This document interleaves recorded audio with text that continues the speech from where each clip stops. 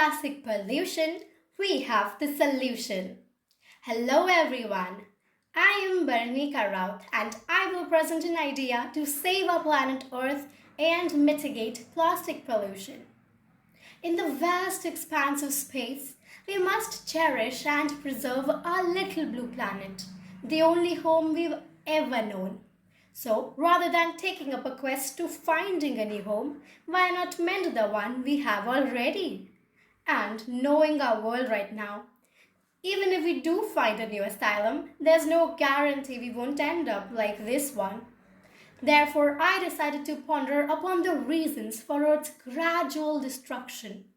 I felt the calamitous misuse of plastic to be one of the most alarming conditions in the world right now. Human beings were bold enough to create an anomaly called plastic. While it's extremely versatile and useful, our mindless use of this treasure has turned it from a boon to a bane. Throwaway plastic has found its way into almost every aspect of our lives, from disposable coffee cups to tiny glittering fragments of makeup. But let's ask ourselves a question. Is it really worth it? It might be useful for us, but sure isn't for our precious earth. So I will elucidate about an aspect to obliterate the use of plastic to a great extent. We all know that the world is brimming with plastic. But do we really know how much is it exactly? Well, believe it or not, but a whooping 318 million tons of plastic was produced in 2021. Leo Baekeland had pioneered the first fully synthetic plastic in 1907. Since its full-fledged use from 1950s until 2017, 9.2 billion tons of plastic has been produced. So, where is all the plastic right now? It is all around us, for it takes thousands of years for plastic to degrade even in a landfill.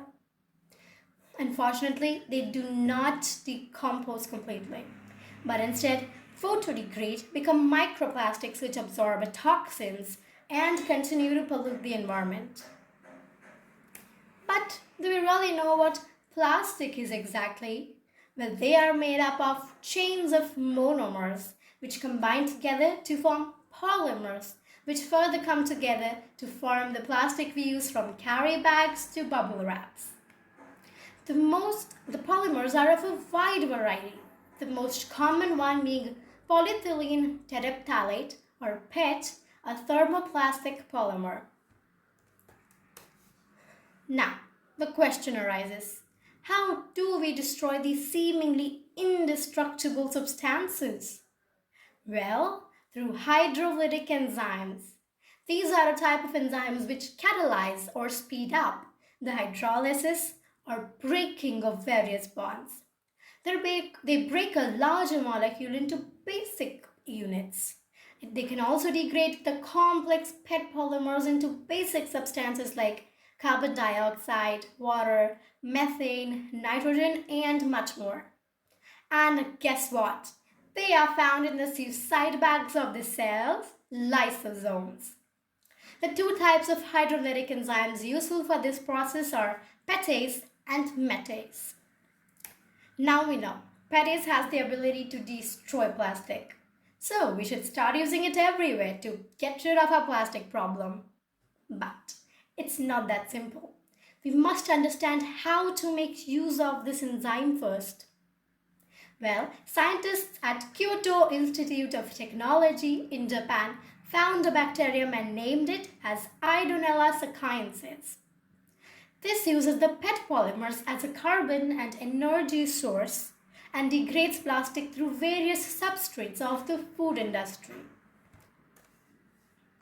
However, PETase alone with Idonella sakaiensis can only break them down into monomers of plastic, which can only form more plastic. Such plastic made from PETase is very expensive and totally inefficient. Moreover, it takes 6 weeks to decompose simple polymers and years for the ones we use in our day-to-day life, that too being complex ones. To overcome this, a second hydrolytic enzyme, metase, comes into play. On chemical combination of petase and metase, we can break the monomers into basic compounds like carbon dioxide and methane. This speeds up the process by 6 times and can also degrade polyethylene furanoate, another type of plastic polymer. If this still feels unbelievable, have a look at this video of Ironella saccharensis munching on a piece of plastic and degrading it. Isn't that cool? Now that we have destroyed plastic, it feels we've won the race, right? Plastic will be no more. But even if we destroy all the plastic in the world, there will be a need to fill up the void created by the destruction, for they make up a very crucial part of our lives. Because we are so wrapped up in it, quite literally, it's easier said than done.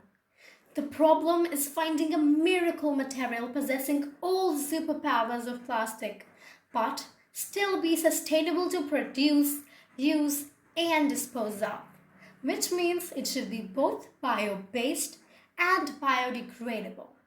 One such solution is actually something called bioplastics.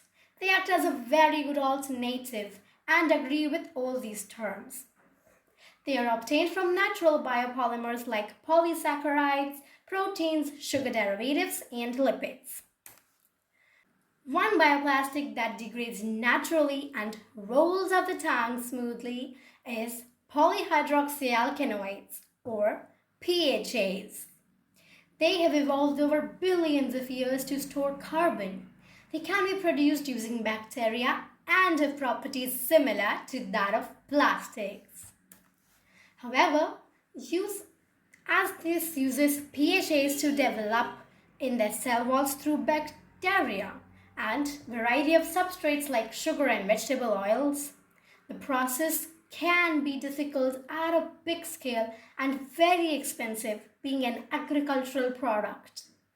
Furthermore, we also need a huge amount of infrastructure, and it would take a long time for recovery costs as well. So, here's an idea which may prove to be revolutionary. Using methane. Methanotrophs are prokaryotes which metabolize methane as their source of chemical and carbon and chemical energy. These naturally occurring methanotrophs consume methane and produce PHAs. Eureka! Methane can be obtained from landfills, and methanogens present in anaerobic digesters eat the waste and produce methane. It is possible to pipe right off of the existing infrastructure. In a fermenter, they are allowed to grow and multiply.